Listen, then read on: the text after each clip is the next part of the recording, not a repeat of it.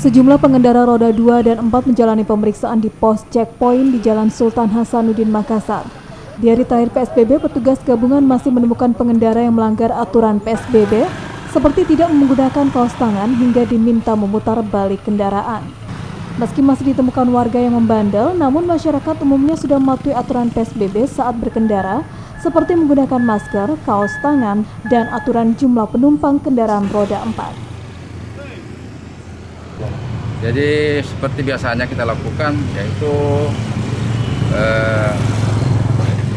menstopkan kendaraan yang berbatasan untuk 50%, seperti pengendara sepeda motor yang berboncengan harus diperiksa KTP-nya apakah dia satu alamat, kalau tidak dikasih turun.